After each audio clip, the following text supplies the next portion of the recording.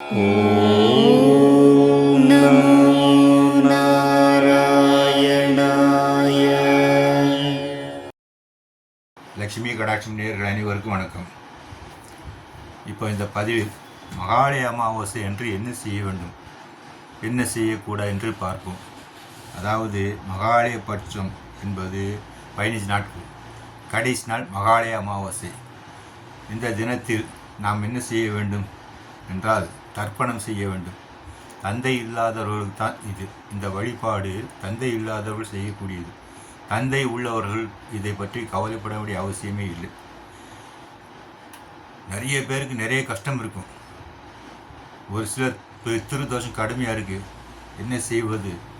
அதாவது விரதம் என்பது ரொம்ப சுலபமாக தான் இப்போ கடைப்பிடிக்கிறாங்க. அப்போது அந்த யுகத்தில் வாழ்ந்த மக்கள் கடைப்பிடிச்சதெல்லாம் வேறு.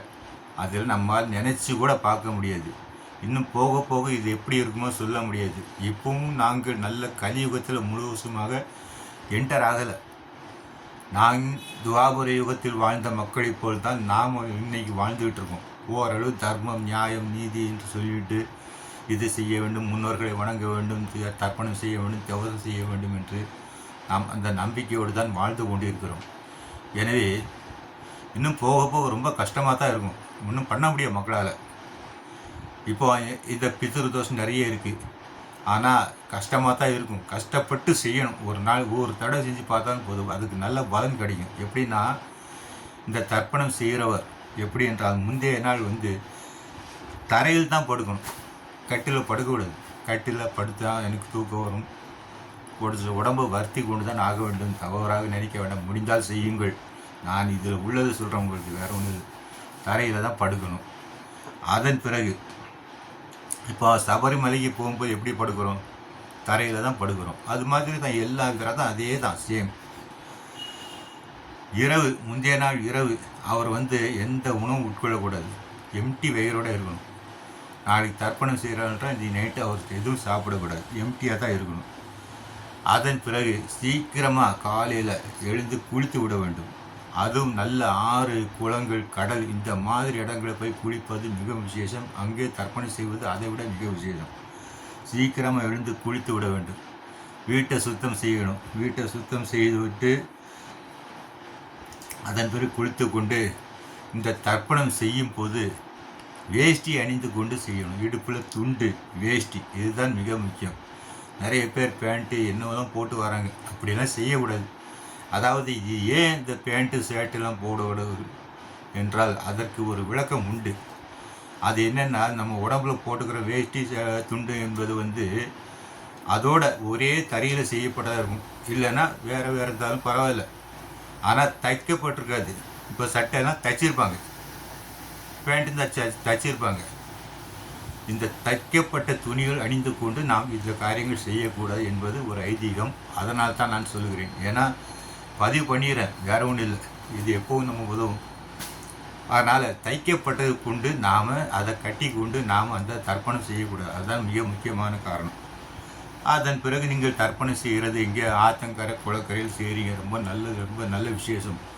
கடற்கரைகளோடு செய்யலாம். மகாலய பட்ச அமாவாசை முன்னோர்களை வணங்குறீங்க. அதன் பிறகு நீங்கள் அந்த ஏழைகளுக்கு முடிந்தாலும் அன்னதானம் தான் செய்யணும். தான தர்மம், பசுமாடு, அகத்திக்கு வாங்கி கொடுப்பீங்க, இதெல்லாம் செய்வது நல்லது. சரி, இன்றைக்கி லீவ் ஆகிருக்கு, முடி வெட்டிட்டு ஷேவ் பண்ணிட்டு போவோம், அதெல்லாம் ஆகாது. முடி வெட்டுறது, நகம் வெட்டுறது, ஷேவ் பண்ணிக்கிறது ஆகாது. அப்படியே தான் போய் நீங்கள் தர்ப்பணம் பண்ணணும். தர்ப்பணம் பண்ணிவிட்டு உங்கள் வேலைகளை பார்க்கணும். மொழி அன்றைக்கி இந்த வேலையெல்லாம் வச்சுக்கூடாது. வெளியே அன்றைக்கி சாப்பிடக்கூடாது, அது மிக தப்பு. அது நாங்கள் இவ்வளோ பண்ணிவிட்டு வெளியே சாப்பிட்டோம்னா அந்த செய்த பலன் கிடைக்காது. நிறைய இருக்குது, நிறைய விஷயம் இருக்குது. இதெல்லாம் ஒரு தடையாக நம்ம ஸ்ட்ரிக்டாக கடைப்பிடிச்சோம்னா நமக்கு நல்ல பலன் கிடைக்கும். அதன் பிறகு அன்றைக்கி இந்த தாம்பத்தியம், முந்தைய நாள் அந்த தர்ப்பணம் செய்த அன்றைக்கி தாம்பத்தியம் கூட ஆகாது. இதெல்லாம் உண்டு. அதன் பிறகு மது, புகை, புலால்லாம் சாப்பிடவே கூடாது. இதெல்லாம் இருக்கக்கூடாது. இந்த பழக்கம் இருக்கக்கூடாது. சுப காரியங்கள் தவிர்ப்பது மிக நல்லது. அந்த தினங்களில் அந்த மாதிரி காரியங்கள் செய்யக்கூடாது. சுப காரியங்கள் பொதுவாக நீர்நிலையில் கொடுக்கணும். இல்லைன்னா வீட்டில் உங்களுக்கு தெரியும்னா வீட்டிலே வச்சு கூட செஞ்சுக்கலாம். மந்திரம் தெரியும்னா நீங்கள் செஞ்சுக்கலாம். இல்லைன்னா ஒரு வாத்தியாரை வரவழைச்சி கூட நீங்கள் செஞ்சுக்கலாம், அது உங்கள் இஷ்டம். இவ்வாறு செய்தால் நம்முடைய முன்னோர்கள் ஆசீர்வாதம் நமக்கு கிடைக்கும். நம்ம சந்ததிகள், பின்வரும் சந்ததிகள் நல்லபடியாக இருப்பார்கள்.